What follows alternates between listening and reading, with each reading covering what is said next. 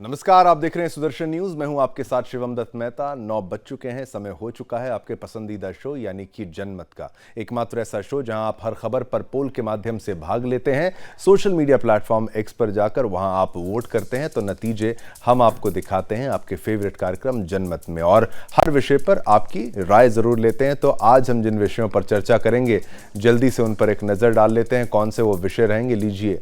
Blast में क्या Khalistani angle है, ये हमारा प्रश्न है। ये आपसे हम पूछ रहे हैं क्योंकि अब इसके तार जुड़ते हुए नजर आ रहे हैं। अगर आपको जानना है कि भाई वो स्कूल के बाहर जो ब्लास्ट हुआ था दिल्ली में, उसमें खालिस्तानी एलिमेंट्स हैं या नहीं, तो देखिए जनमत विस्तार से समझाएंगे। फिर आगे बढ़ेंगे, बात करेंगे कनाडा के पालतू की धमकी। बिल्कुल ये कनाडा का पालतू है और आए दिन फिर धमकी दी है, पर धमकी जो भी देता है वो जानकारी आप तक पहुंचना बहुत महत्वपूर्ण है। और गुरपतवंत सिंह पन्नू ने फिर से क्या धमकी दे दी इस खालिस्तानी आतंकवादी ने, ये जान लीजिएगा, विस्तार से आपको बताएंगे जनमत में। फिर आगे बढ़ेंगे, अगली खबर का रुख नंबर 1 वीआईपी चोर के रूप में आप इनको समझ सकते हैं क्योंकि इन पर एक आरोप ऐसा लगा है। फिर चलिए आगे बढ़ते हैं, अगली खबर का भी रुख करेंगे। बाल विवाह पर नकेल की बात सामने आई है। क्या कुछ लिया है सुप्रीम कोर्ट का फैसला है, अब हिंदू हो या मुसलमान हो, बाल विवाह पर रोक किस तरीके की है, और बाल विवाह अगर कर लिया गया तो उसका भी क्या इलाज है सुप्रीम कोर्ट के पास।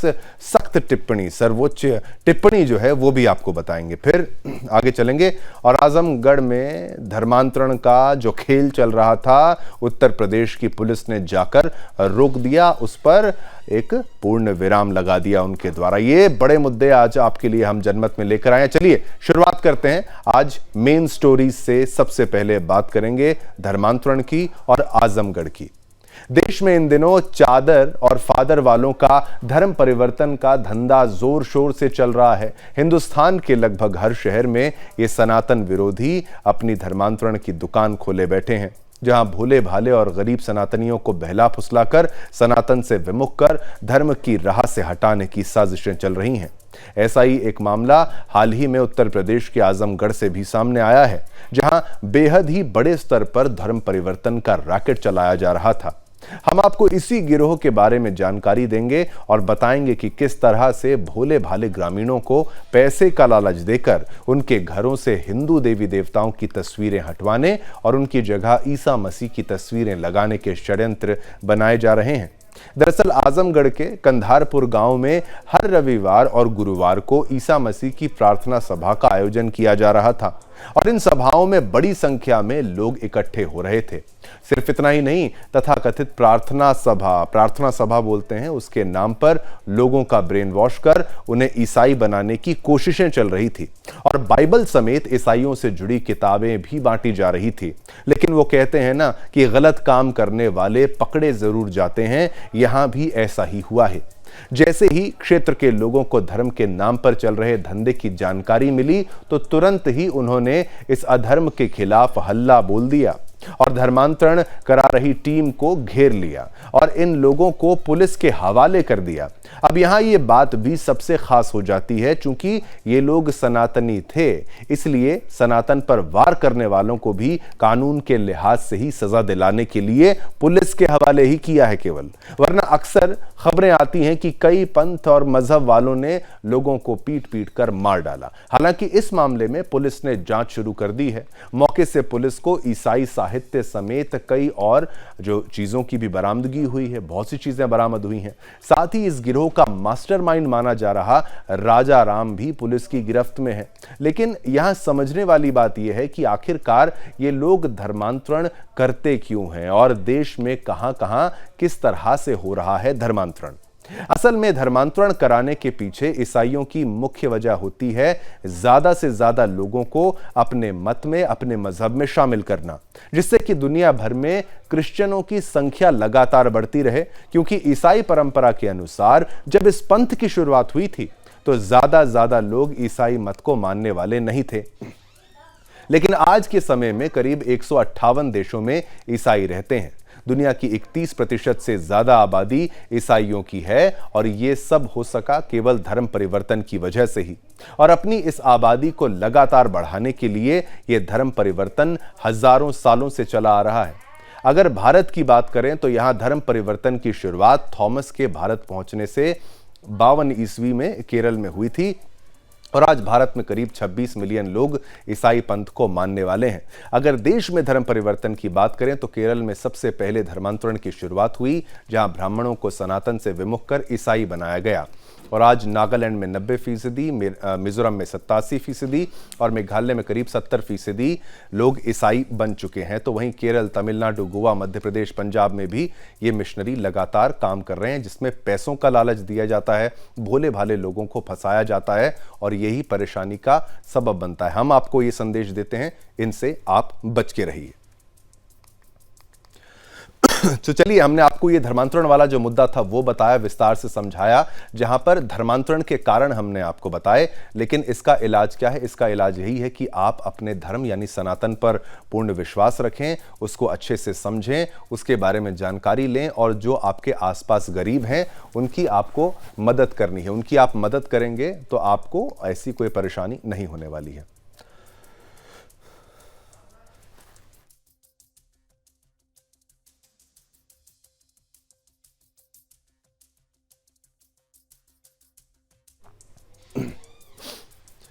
आगे बढ़ते हैं, अगली खबर का रुख करते हैं। दिल्ली के रोहिणी सेक्टर 14 के प्रशांत विहार इलाके में रविवार की सुबह 30 सेकंड में एक ऐसा धमाका हुआ कि राजधानी दहल उठी। पाकिस्तान से चलने वाले कुछ टेलीग्राम चैनलों पर दिल्ली में हुए ब्लास्ट के पीछे खालिस्तान ऑपरेटिव्स का हाथ होने का दावा किया गया है। सबसे पहले Telegram channel justice league India पर सीसीटीवी फुटेज डालकर बम धमाके का दावा किया गया। उसके बाद इस मैसेज को पाकिस्तान से चैनल वाले कई टेलीग्राम चैनल्स पर सर्कुलेट किया गया है। हालांकि इस बारे में अभी बस दावे किए जा रहे हैं। राष्ट्रीय जांच एजेंसी यानी एनआईए अभी जांच कर रही है। धमाके को लेकर चल रही जांच में खालिस्तानी एंगल होने की आशंका जताई जा रही है। अभी तक उस हमले की किसी ने जिम्मेदारी नहीं ली है, लेकिन पुलिस अपनी जांच को आगे बढ़ा रही है, वो अपना काम कर रही है। कहा जा रहा है कि Telegram channel justice league India पर धमाके की सीसीटीवी फुटेज वीडियो मिली है। इसी चैनल पर दावा हुआ था कि हमले में खालिस्तान का हाथ था। चैनल में वीडियो के साथ दावा किया गया था कि खालिस्तान कार्यकर्ता हमले के पीछे और वो भारत के खिलाफ किसी भी समय हमला करने की क्षमता रखते हैं। इस दावे के बाद बताया जा रहा है कि दिल्ली पुलिस ने टेलीग्राम चैनल से जानकारी मांगी है ताकि आगे विस्तृत जांच हो सके। यह भी मालूम हो कि इस टेलीग्राम चैनल पर जो दावा हुआ है वे पाकिस्तान द्वारा संचालित कई टेलीग्राम चैनलों पर भी किया गया है। इन टेलीग्राम चैनलों में ज्यादातर कश्मीर में होने वाले आतंकी गतिविधियों की, जम्मू कश्मीर से जुड़े आतंकी संगठन टीआरएफ द रेजिस्टेंस फ्रंट की अपडेट शेयर की जाती है। आईएसआई हैंडलर के जरिए कश्मीर जिहाद से जुड़े टेलीग्राम चैनलों पर दिल्ली बम ब्लास्ट में खालिस्तान समर्थकों का हाथ होने का यह संकेत दे दिया गया है। चलिए अब आपको ग्राफिक्स के माध्यम से भी कुछ समझाते हैं कि भाई बड़ा सवाल यह है कि कितने आतंकी टेलीग्राम पर मौजूद हैं और सबकी पसंद टेलीग्राम ही क्यों है। आप ये देखिए, ये समझिए। संघीय न्यायालय के रिकॉर्ड के अनुसार टेलीग्राम प्लेटफॉर्म के करीब 900 मिलियन यूजर्स में से बहुत से आतंकी भी हैं जिन्होंने टेलीग्राम चैनलों का एक समूह बनाया है, जहां वे लाइटनर जैसे अनुयायियों को राजनीतिक नेताओं की हत्या करने, बिजली स्टेशनों और रेलवे को नुकसान पहुंचाने और सामूहिक हत्या करने के लिए प्रोत्साहित करते हैं। Cyber and forensic law expert मोनोलिकरण गुहा ने कहा है कि टेलीग्राम की सुविधाजनक मॉडरेशन नीतियों और एन्क्रिप्टेड सेवा ने इसे साइबर अपराधियों, आतंकी संगठनों और ड्रग डीलरों के लिए एक आकर्षक डेस्टिनेशन बना दिया है। इस्लामिक स्टेट और अल-कायदा जैसे आतंकवादी संगठनों ने सार्वजनिक रूप से हमलों की जिम्मेदारी लेने के लिए टेलीग्राम का अक्सर इस्तेमाल किया है। वहीं रूस यूक्रेन युद्ध और इजराइल हमास संघर्ष से जुड़े लोग और राजनीति से प्रेरित होकर भी टेलीग्राम पर अपनी आपराधिक गतिविधियों के बारे में पोस्ट करते रहते हैं। तो ये टेलीग्राम का जो लचीलापन है, उनकी जो नीतियां हैं, उसके चलते टेलीग्राम का ये गलत इस्तेमाल होता है और ये उन तक पहुंचनी चाहिए बात और उनको एक्शन भी लेना चाहिए। लेकिन अब क्या ये खालिस्तानी एंगल जो सामने आया है, इसकी सच्चाई की तह तक जल्द पहुंच लिया जाएगा। लेकिन कम से कम आप समझिए, एक हिंट, एक क्लू पुलिस वालों को जरूर मिल गया है, सुरक्षा एजेंसियों को जरूर मिल गया है। और अगर ये खालिस्तानी एंगल होता है तो इन लोगों की शामत आने वाली है, इन लोगों की खैर नहीं, यानी गुरपतवंत सिंह पन्नू जैसे खालिस्तानी समर्थकों की। चलिए, इसी खबर पर हमने पोल के माध्यम से आपसे एक प्रश्न पूछा था, वो भी आपको बता देते हैं। देश को दहलाना चाहते हैं क्या खालिस्तानी? ये हमने पोल के माध्यम से आपसे प्रश्न पूछा।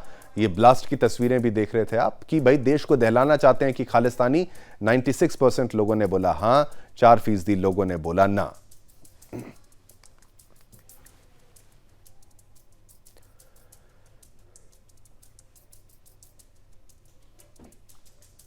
देखिए, आपको हमने ये खबर बताई जहां पर खालिस्तानी एंगल था। इसी कड़ी में अगली खबर का रुख करते हैं, जिसमें बात करेंगे कनाडा के पालतू पिल्ले यानी पन्नू की। खालिस्तानी आतंकवादी गुरपतवंत सिंह पन्नू ने सोमवार को एक बार फिर एयर इंडिया की फ्लाइट को उड़ाने की धमकी दे डाली है। उसने अपनी धमकी में कहा कि 1 से 19 नवंबर के बीच एयर इंडिया की फ्लाइट को निशाना बनाया जा सकता है। पन्नू ने दावा किया कि यह हमला कथित सिख नरसंहार की 40वीं बरसी के मौके पर किया जाएगा। आपको बता दें कि पन्नू प्रतिबंधित आतंकवादी संगठन सिख फॉर जस्टिस (SFJ) का संस्थापक है। उसके पास अमेरिका और कनाडा की दोहरी नागरिकता भी है। उसने पिछले कुछ वर्षों में कई बार एयर इंडिया के विमान को उड़ाने की धमकी दी है। पन्नू की ये नई धमकी ऐसे समय में आई है जब भारत में कई एयरलाइनों को संभावित बम विस्फोटों की बम विस्फोट यानी बॉम्ब्स के होने के बारे में कई धमकियां भरे कॉल मिल रहे हैं, जो सभी फर्जी निकलते हैं। ये ऐसे समय में भी हुआ है जब भारत और कनाडा के बीच एक कूटनीतिक विवाद चल रहा है। कनाडा ने भारत पर अपने देश में खालिस्तानी आतंकवादियों को निशाना बनाने का आरोप लगाया है, जिसमें एक अन्य आतंकवादी हरदीप सिंह निज्जर की हत्या भी शामिल है। नवंबर 2023 में पन्नू ने एक वीडियो जारी किया जिसमें दावा किया गया कि दिल्ली के इंदिरा गांधी अंतर्राष्ट्रीय हवाई अड्डे का नाम बदल दिया गया है और 19 नवंबर को यह बंद रहेगा। लोगों को उस दिन एयर इंडिया से उड़ान ना भरने की चेतावनी दी। पिछले साल पन्नू ने 13 दिसंबर को या उससे पहले संसद पर हमला करने की धमकी दी थी और इस साल गणतंत्र दिवस पर पंजाब के मुख्यमंत्री भगवंत मान और राज्य पुलिस महानिदेशक गौरव यादव को मारने की भी धमकी दी थी। उसने गैंगस्टरों से एकजुट होकर 26 जनवरी को मान पर हमला करने का भी आग्रह किया था। अब इस तरीके की लगातार धमकियों के बाद अब भारत सरकार को अंतर्राष्ट्रीय स्तर पर पन्नू के खिलाफ कदम उठाने में देरी नहीं करनी चाहिए, क्योंकि चाहे ये धमकी हो, चाहे ये खोखले दावे हों, लेकिन एक्शन जरूरी है। चलिए, इसी खबर पर हमने पोल के माध्यम से जो प्रश्न आपसे पूछा वो भी आपको बता देते हैं। खालिस्तानी आतंकी पर होनी चाहिए अंतर्राष्ट्रीय कार्रवाई, ये हमने प्रश्न पूछा। 93% लोगों ने कहा हां, 7% लोगों ने कहा ना। बहुमत ये मानता है कि खालिस्तानी आतंकी पर होनी चाहिए अंतर्राष्ट्रीय कार्रवाई और अंतर्राष्ट्रीय दबाव इस पर पड़ना चाहिए। आगे बढ़ेंगे। जो मुख्य मुद्दे आपको हमने बताए थे उनमें से एक मुद्दा ये था शीश महल का, अरविंद केजरीवाल का। जनमत में अब बात करेंगे ऑपरेशन शीश महल की। लोक निर्माण विभाग यानी PWD ने, ये कोई मीडिया रिपोर्ट नहीं है, ये PWD के हवाले से आई है।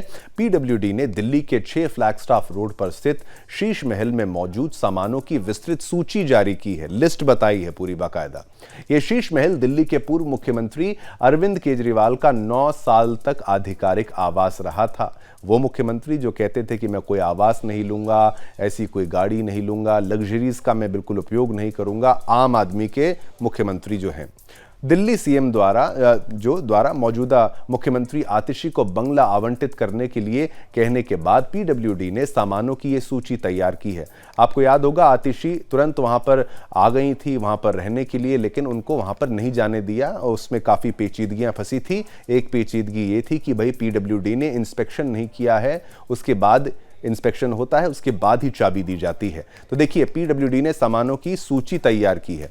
इस शीश महल को लेकर, अब शीश महल क्यों कहा जाता है इस आप डेटा से समझ पाएंगे। इस शीश महल को लेकर अरविंद केजरीवाल पहली बार मई 2023 में सवालों के घेरे में आए थे। उस समय मीडिया ने केजरीवाल द्वारा करदाताओं के पैसे को अपनी विलासिता पर खर्च करने की डिटेल जो है वो जारी किए थे। इसको लेकर आम आदमी पार्टी के मुखिया और दिल्ली के तत्कालीन मुख्यमंत्री अरविंद केजरीवाल की खूब आलोचना हुई थी। अब PWD द्वारा अरविंद केजरीवाल के आवास में स्थित सामानों की सूची भाजपा नेता अमित मालवीया ने अपने सोशल मीडिया हैंडल पर डाला है। अमित मालवीया ने सोशल मीडिया प्लेटफॉर्म X में पोस्ट में कहा है, अरविंद केजरीवाल के शीश महल में लगाए गए बिजली के उपकरणों और गैजेट्स की सूची यहां दी गई है। उन्होंने दावा किया कि आश्चर्य की बात है कि अरविंद केजरीवाल के आराम के लिए लगाए गए पूरी तरह से स्वचालित सेंसर से लैस टोटो स्मार्ट टॉयलेट सीट, जिसमें automatic open close seat, heated seat, wireless remote और डियोडाइजर और ऑटोमेटिक फ्लशिंग जैसी सुविधाएं हैं, ये सारी चीजें चीजें अपनी जगह से गायब हैं। ऐसी एक टॉयलेट सीट की कीमत 10 से 12 लाख रुपए के बीच होती है। सोचिए, टॉयलेट सीट की कीमत 10 से 12 लाख रुपए। अब हम आपको बताते हैं कि अरविंद केजरीवाल के शीश महल में मौजूद सामान की पूरी लिस्ट में क्या क्या है जो अब अपने ठिकानों से गायब बताया जा रहा है, और इसके लिए ग्राफिक्स भी आपके लिए हमने तैयार किए हैं क्या क्या सामान गायब है। देखिए, 16 ultra slim smart 4K TV, 4K मतलब advanced high definition television, voice controlled वाले ये टेलीविजन है, और सोचिए इसकी कीमत है 64 लाख रुपए। और स्मार्ट एलईडी 19.19 लाख रुपए का स्मार्ट एलईडी है। फ्री स्टैंडिंग ल्यूमिनरी, इसका क्या मतलब होता है वो आप ही समझिए, क्या आइटम है ये, उस पर भी 10 लाख रुपए के आसपास खर्च किया है। ओसाडा फुल बॉडी मसाज चेयर, तो मसाज चेयर भी है आम आदमी के मुख्यमंत्री के पास जो तब थे 4 लाख रुपए की। अब आगे आपको बताते हैं मसाज चेयर के बाद क्या। मसाज चेयर है, रिक्लाइनर सोफा है, रिक्लाइनर सोफा जो है 10 से 20 लाख रुपए का तो वही है यहां पर, और 8 मोटराइज्ड रिक्लाइनर सोफा 10 लाख। और इसमें अब क्या क्या नहीं है, इसमें स्पीकर्स हैं 10 लाख के, बोस के लाउड स्पीकर हैं इसमें, सोचिए। और 4.5 लाख रुपए का सामान यहां पर इनबिल्ट टीवी और एआई विजन स्क्रीन के साथ 2 स्मार्ट रेफ्रिजरेटर 9 लाख कीमत के। 73 लीटर स्टीम ओवन, आप ये सोचिए, ये भी 9 लाख रुपए का। 73 लीटर का स्टीम ओवन यहां पर 9 लाख रुपए का। 50 लीटर माइक्रोवेव ओवन 6 लाख रुपए का। और ये देखिए क्या नहीं खर्च किया है इन्होंने अपने आवास के लिए। 2 माउंटेड हुड यानी 140 सेंटीमीटर स्टेनलेस स्टील चिमनी, ये भी खर्च किया जिसमें 6 लाख रुपए लगाए गए हैं। Wash basin, 8 built in coffee machine, ये 2.5 लाख रुपए। अब देखिए क्या नहीं इन्होंने खर्च किया है। और 3 hot water generator, air to water heat pump 22.5 lakh रुपए। सुपीरियर वाटर सप्लाई और सैनिटरी इंस्टॉलेशन 15 करोड़ रुपए यहां पर खर्च किए हैं। सुपीरियर वाटर सप्लाई और सैनिटरी इंस्टॉलेशन में ही 15 crore. LG 12 kilogram front load automatic washing machine plus dryer 2,10,000 रुपए की ये भी है। एसएस रेलिंग, सीढ़ी कवरिंग, पीतल शावर एनक्लोवर आदि, ये 1 करोड़ 20 लाख का तो ये सामान आ जाता है। अब आगे बढ़ते हैं। 20 grand as brass entrance sconces outdoor lights, lights पर इन्होंने 10 लाख रुपए खर्च कर दिए हैं। आवश्यकता क्या थी ये जानते होंगे। ऑटोमेटिक स्लाइडिंग सेंसर के साथ लकड़ी और कांच के दरवाजे, 70 लाख रुपए के कांच के और लकड़ी के दरवाजे यहां पर लगाए गए हैं।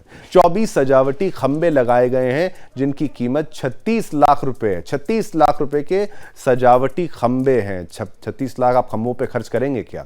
80 खिड़की के पर्दे 4 करोड़ से 5.6 करोड़ के बीच में है। यानी जो पर्दे हैं वो 4 से 6 करोड़ के तो पर्दे हैं। आप सोचिए, आप कर सकते हैं अफोर्ड, एक आम आदमी कर सकता है? बिल्कुल नहीं कर सकता। बेहतरीन जलापूर्ति 15 करोड़ रुपए में ये भी उन्होंने किया है खर्च। तो ये उन्हीं केजरीवाल के शीश महल के सामान की सूची है जिन्होंने साल 2013 में कहा था कि वे और उनकी आम आदमी पार्टी की सरकार के मंत्री सरकारी बंगलों में नहीं रहेंगे बल्कि छोटे सरकारी फ्लैटों में रहेंगे। लेकिन ये सूची साफ बताती है कि उनके द्वारा किए गए बड़े बड़े वादे और दावे 11 साल बाद भी उनके राजनीतिक दिखावे के अलावा और कुछ नहीं लगते। अब इतना सारा वीआईपी सामान किसी छोटी सी जगह में तो समाने वाला नहीं है। तो अब आपको बताते हैं कि यह सारा सामान जिस शीश महल में जड़ा हुआ था वो कितना बड़ा है। केजरीवाल का पुराना शीश महल 13,000 वर्ग फीट क्षेत्र में फैला हुआ है। इस आवास में लगभग 400 वर्ग फीट का लॉन क्षेत्र है। सोचिए, 399 वर्ग फीट 399, और ये सभी आधुनिक सुविधाओं से सुसज्जित है, लैस है।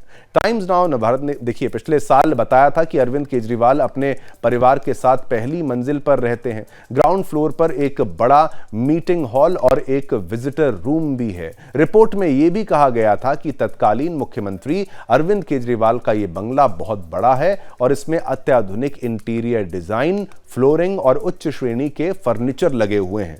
मई 2023 में सोशल मीडिया पर सामने आया वीडियो, उसमें देखा जा सकता है कि अरविंद केजरीवाल के आवास के सभी कमरों में सेंसर युक्त स्वचालित दरवाजे लगे हैं। केजरीवाल के सरकारी बंगले का करीब 45 करोड़ रुपए लगाकर नवीनीकरण किया गया था, 45 करोड़। ऑपरेशन शीश महल नाम की रिपोर्ट में यह कहा गया था कि नवीनीकरण के लिए करदाताओं के 45 करोड़ रुपए का इस्तेमाल किया गया, जिसमें आम आदमी पार्टी की मितव्ययता को बढ़ावा देने की प्रतिबद्धता पर सवाल उठ रहे हैं। और अब केजरीवाल के नाटकीय रूप से शीश महल छोड़ने के बाद वे वहां से वीआईपी टॉयलेट सीट फीट और बाकी चीज़ों के गायब होने के बाद अब ये और सवाल खड़े हो चुके हैं। चलिए, एसी सब बहुत कुछ गायब है वो भी बताएंगे, लेकिन इस खबर पर हमने पोल के माध्यम से जो प्रश्न आपसे पूछा वो भी आपको बता देते हैं। वीआईपी चोरों की लिस्ट में शामिल हो गए क्या अरविंद केजरीवाल? 83% लोग कहते हैं हां, 17% लोग कहते हैं ना।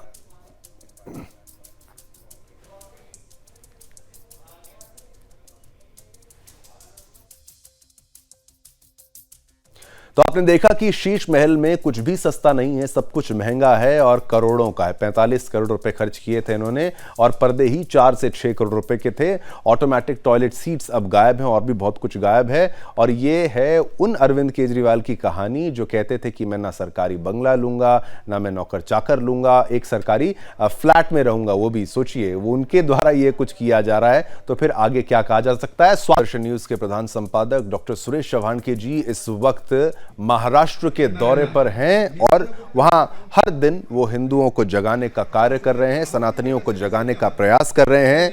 तो धर्म योद्धा डॉक्टर सुरेश चौहान के जी महाराष्ट्र के दौरे पर सनातनियों को एक करने और देश विरोधी घुसपैठियों को देश से बाहर खदेड़ने के लिए जनता एनआरसी मुहिम को चला रहे हैं, शिव प्रेरणा यात्रा चला रहे हैं और सनातनी भावना को जागृत कर रहे हैं। इसी दौरे पर डॉक्टर सुरेश चौहान के जी कोल्हापुर के इंचलकरंजी शहर पहुंचे, जहां उन्होंने पहले तो छत्रपति शिवाजी महाराज जी को माल्यार्पण कर उनको नमन किया और इसी के साथ साथ आप देखेंगे कि इसके बाद उन्होंने बाबा साहेब डॉक्टर भीमराव अंबेडकर स्मारक पर भी माल्यार्पण किया। तो छत्रपति शिवाजी महाराज की तस्वीर और यहाँ पर डॉक्टर भीमराव अंबेडकर साहब की भी स्मारक पर आप जाकर इन्होंने माल्यार्पण किया और वो तस्वीरें भी आप देखिए। इस दौरान हिंदू भाई बहनों की जोरदार भीड़ ने डॉक्टर सुरेश चौहान के जी का समर्थन भी किया।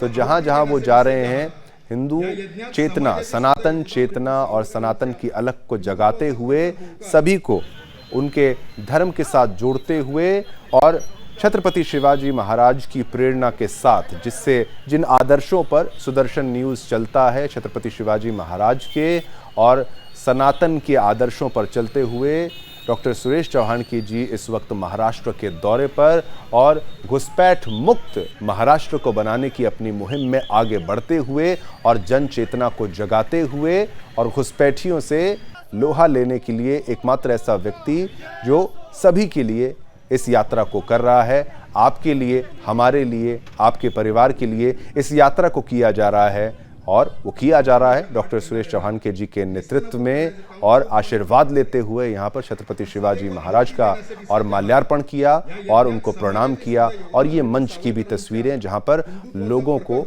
उनके सनातन से और करीब ला रहे हैं और घुसपैठियों से निपटने का तरीका भी बताया जा रहा है। तो आप भी हमारी मुहिम के साथ जुड़िए और इस यात्रा में आप भी हमारे साथ जुड़ सकते हैं महाराष्ट्र में। और ये तस्वीरें देखिए, छत्रपति शिवाजी महाराज का सम्मान करते हुए, उनको माला पहनाते हुए, माल्यार्पण करते हुए, आशीर्वाद लेते हुए।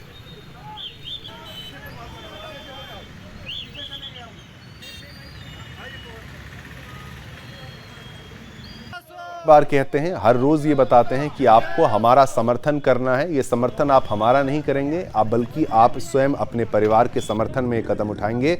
जनता एनआरसी समर्थन में मिस कॉल करिए। ये नंबर्स आपके टीवी स्क्रीन पर फ्लैश किए जा रहे हैं, 9209-204-204। जनता एनआरसी घुसपैठिया मुक्त महाराष्ट्र, इस समर्थन में मिस कॉल का नंबर 9209-204-204, 9209-204-204। जनता एनआरसी घुसपैठिया मुक्त महाराष्ट्र की मुहिम केवल सुदर्शन की नहीं, ये आपकी मुहिम है, जिसमें हम आगे बढ़ चढ़कर आपके लिए लड़ रहे हैं। अब आगे बढ़ेंगे, बात करेंगे बेहद अहम खबर की, जो बच्चों के जीवन और उनके भविष्य से जुड़ी हुई है। सुप्रीम कोर्ट ने बाल विवाह को लेकर नई सुप्रीम कोर्ट के चीफ जस्टिस DY चंद्रचूड़ की अगुवाई वाली बेंच ने कहा कि बाल विवाह के कारण बच्चों के अपने पसंद के जीवन साथी चुनने का अधिकार समाप्त हो जाता है। कोर्ट ने इस मामले में निर्देश जारी किए हैं ताकि देश में बाल विवाह को रोका जा सके और बाल विवाह निरोधक कानून को प्रभावी ढंग से लागू किया जा सके। गौरतलब है कि मुस्लिम पर्सनल लॉ लॉ में नाबालिगों की शादी की इजाजत है। सुप्रीम कोर्ट ने स्पष्ट किया कि बचपन में कराए गए विवाह से बच्चों के जीवन साथी चुनने का अधिकार जो है वो खत्म हो जाता है। जाहिर सी बात है, आप छोटे बच्चे हैं, अगर आपकी शादी बचपन में हो जाए तो आपका पार्टनर आप नहीं, आपके परिवार वाले चुन रहे होते हैं और ये अधिकार चाइल्ड मैरिज के माध्यम से उल्लंघन माना जाएगा। कोर्ट ने बाल विवाह रोकने के लिए संबंधित अधिकारियों से कदम उठाने की अपील की और नाबालिगों को सुरक्षा प्रदान करने की आवश्यकता बताई है। इसके साथ ही कोर्ट ने कहा कि जो लोग इस प्रथा के लिए जिम्मेदार हैं, उनके खिलाफ कार्रवाई भी की जानी चाहिए। बाल विवाह निरोधक कानून में कुछ कमी, सुप्रीम कोर्ट ने यह भी उल्लेख किया कि बाल विवाह में कुछ कमी है कानूनों में, कि बाल विवाह निरोधक कानून में कुछ कमियां हैं। 1929 में चाइल्ड मैरिज रिस्ट्रेन एक्ट के बाद 2006 में prohibition of child marriage act बनाया गया। कोर्ट ने कहा कि प्रिवेंटिव नीतियां विभिन्न समुदायों के संदर्भ में विकसित की जानी चाहिए और कानून को सफलतापूर्वक लागू करने के लिए बहुक्षेत्रीय समन्वय की आवश्यकता है। इसके अलावा कानून लागू करने वाले अधिकारियों की ट्रेनिंग और क्षमता विकास की भी आवश्यकता है। सुप्रीम कोर्ट ने यह मामला सरकार पर छोड़ते हुए कहा कि यह स्पष्ट करना होगा कि बाल विवाह निरोधक कानून पर्सनल लॉ पर लागू होगा या नहीं। सुप्रीम कोर्ट ने व्यापक फैसले में ही कहा है कि आप देखिए, prevention of child marriage act का उद्देश्य बाल विवाह पर रोक लगाना है, लेकिन इसमें किसी बच्चे के कम उम्र में विवाह तय करने की बड़ी सामाजिक कुप्रथा का उल्लेख नहीं है। इस सामाजिक बुराई से बच्चे के चयन के अधिकार का भी हनन होता है। अदालत ने कहा कि बाल विवाह के लिए एक अंतर्विषयीय दृष्टिकोण की आवश्यकता है जो हाशिए पर पड़े समुदायों के बच्चों, विशेषकर लड़कियों के इसके कारण और कमजोर होने की बात को स्वीकार करता है। अंतर्विषयीय दृष्टिकोण में लिंग, जाति, सामाजिक आर्थिक स्थिति और भूगोल जैसे कारकों पर विचार करना भी शामिल है जो कम उम्र में विवाह के जोखिम की जो अक्सर बढ़ा देते हैं। तो देखिए, सफल होगा तब ये प्रोहिबिशन एक्ट जब व्यापक सामाजिक ढांचे में इस समस्या का समाधान करने के लिए सभी हितधारक मिलकर प्रयास करेंगे और इसके लिए बहुक्षेत्रीय समन्वय की आवश्यकता है। बच्चों की सगाई मामले में कानून प्रावधान हो, सुप्रीम कोर्ट ने संसद से आग्रह किया है कि बच्चों की सगाई को गैरकानूनी बनाने के लिए चाइल्ड मैरिज प्रोहिबिशन एक्ट में बदलाव कर विचार किया जाए। कोर्ट ने कहा कि वर्तमान कानून बच्चों की सगाई को नहीं रोकता, जिससे इसे कानून से बचाने के लिए इस्तेमाल किया जा रहा है। शादी नाबालिग रहते हुए फिक्स की जाती है और यह उनके पसंद के अधिकार का उल्लंघन करता है। आपने अपने जो पार्टनर को चुनने के अधिकार को यह छीनता है। तो देखिए, आपको बताते हैं कि क्या है शादी की सही उम्र। आप ये समझ लीजिए, ग्राफिक्स भी आपको दिखा रहे हैं। अलग अलग एक्ट के तहत शादी के प्रावधानों को समझना अहम है, विशेषकर बाल विवाह निरोधक कानून के संदर्भ में। बाल विवाह निरोधक कानून के अनुसार यदि लड़का 21 साल से कम और लड़की 18 साल से कम है तो उनकी शादी मान्य नहीं होगी। स्पेशल मैरिज एक्ट के तहत शादी के लिए लड़के की उम्र कम से कम 21 साल और लड़की की उम्र कम से कम 18 साल होनी चाहिए। हिंदू मैरिज एक्ट 1955 के तहत यदि लड़की की उम्र 18 साल से कम है तो भी उसकी शादी अमान्य नहीं मानी जाएगी। हालांकि यदि कोई नाबालिग लड़की है 15 साल से ऊपर, अपनी शादी को अमान्य कराना चाहती है तो वह बालिग होने के बाद ऐसा कर सकती है। यदि वह ऐसा नहीं करती तो शादी मान्य हो जाती है। तो देखिए, मुस्लिम पर्सनल लॉ के अनुसार जब लड़की शारीरिक विकास के चरण यानी प्यूबर्टी में प्रवेश कर लेती है तो उसकी शादी संभव है। यदि लड़की नाबालिग है तो उसके माता पिता की सहमति आवश्यक होती है और इस स्थिति में निकाह हो जाता है। इन विभिन्न प्रावधानों का उद्देश्य बच्चों के अधिकारों की रक्षा करना और बाल विवाह को रोकना है। कोर्ट की नई गाइडलाइंस में बाल विवाह रोकने में असरदार केरल हाई कोर्ट ने 2022 में एक महत्वपूर्ण फैसले में कहा था कि पर्सनल लॉ के तहत मुस्लिम विवाह को protection of child from sexual offences act POCSO से बाहर नहीं रखा गया है। तो पॉक्सो तक का जिक्र है, तो इसलिए कोई चाइल्ड मैरिज हो रही है आपके आसपास तो उसमें आपको आप सगाई करने का भी वहां पर प्रावधान नहीं होना चाहिए, यह भी अनुरोध है। कोर्ट ने स्पष्ट किया है कि शादी की आड़ में किसी बच्चे के साथ शारीरिक संबंध बनाना एक अपराध है। पॉक्सो कानून के अनुसार 18 साल से कम उम्र के बच्चों के साथ किसी भी प्रकार का यौन संबंध अपराध की श्रेणी में आता है। इस कानून के तहत 18 साल से कम उम्र के लड़के या लड़की दोनों को सुरक्षा प्रदान की गई है। नए बीएनएस कानून के तहत 18 साल से कम उम्र की पत्नी के साथ संबंध बनाना दुष्कर्म के अंतर्गत आता है, यानी पत्नी 18 साल से कम उम्र है तो वो रेप है। कानूनी दृष्टिकोण से यह स्पष्ट है कि बाल विवाह को हर तरीके से हतोत्साहित किया गया है, लेकिन देश में बाल विवाह अब भी जारी है। ऐसे में सुप्रीम कोर्ट का नया आदेश बाल विवाह रोकने के प्रयासों में महत्वपूर्ण प्रभाव डाल सकता है। तो अच्छी पहल है और आपसे जुड़ी खबर है, इसलिए हमने आपको यह दिखाई है। अब इस खबर पर हमने पोल के माध्यम से आपसे जो प्रश्न पूछा वो भी आपको बता देते हैं। बाल विवाह पर कोर्ट का रुख जो है वो सही है, तो जनता जो है वो सत्य के साथ होती है, अच्छे के साथ होती है, कोर्ट के साथ जनता है इस फैसले पर। 96% 96% लोगों के साथ है और 4 ने कहा नहीं। अब एक अंतर्राष्ट्रीय मुद्दा जो बहुत विचित्र है और मजेदार भी है, और आप भी इससे कुछ समझ पाएंगे।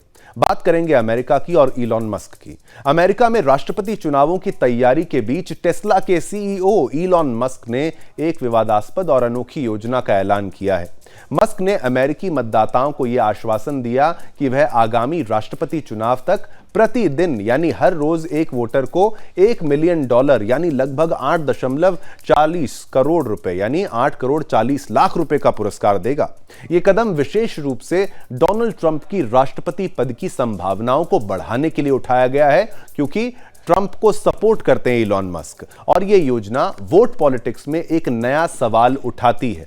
देखिए, मस्क ने स्पष्ट किया है कि यह पुरस्कार केवल उन्हीं मतदाताओं के लिए है जो रजिस्टर्ड वोटर्स हैं और जिनका निवास अमेरिका के 7 स्विंग राज्यों में से किसी एक में है, जैसा कि मैप में आप देख रहे हैं। ये राज्य हैं एरिजोना, जॉर्जिया, मिशिगन, नेवाडा, उत्तरी कैरोलिना, पेंसिल्वेनिया और Wisconsin.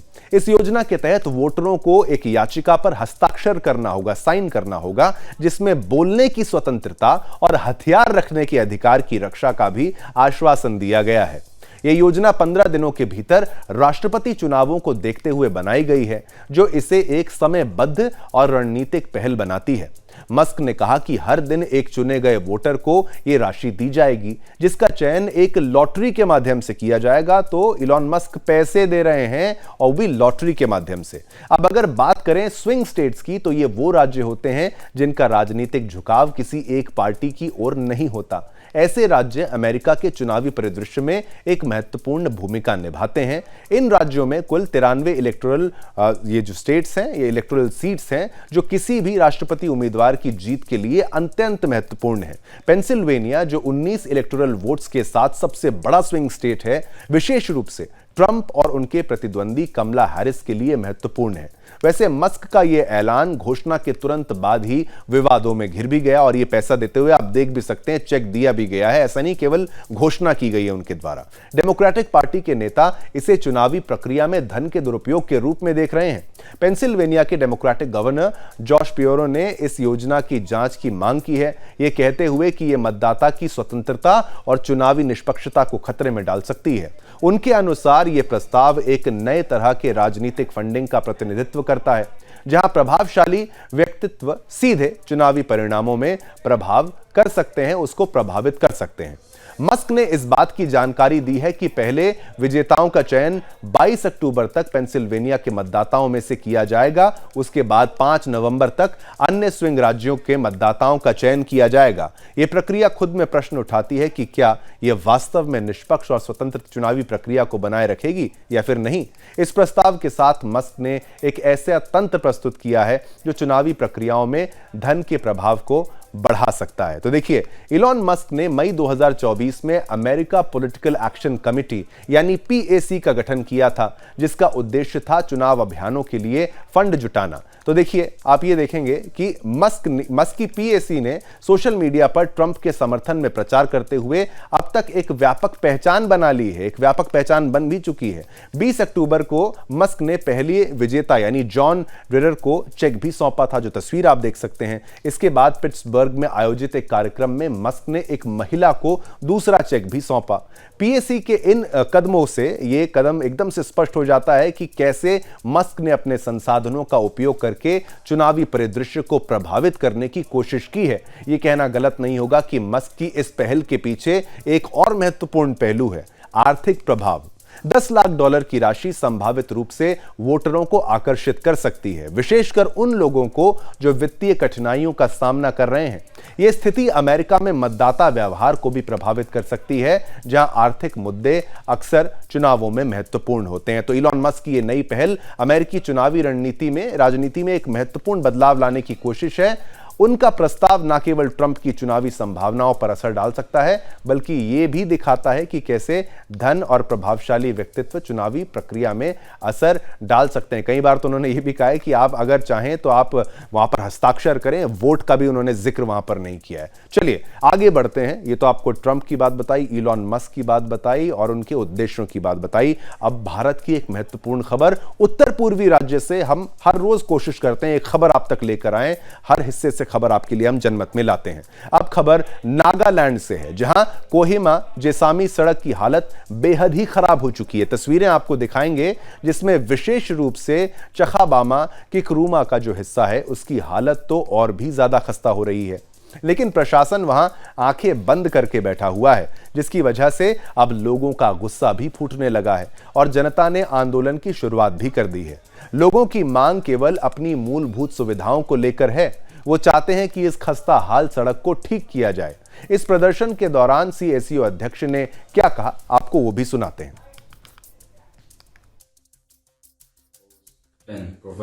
On October 16, 2024, the CSU has submitted an ultimatum to the NHIDCL regarding the hazardous condition of the Kohima-Jessamy Road, Package 2, the stretch of Chakabama to Kitrama.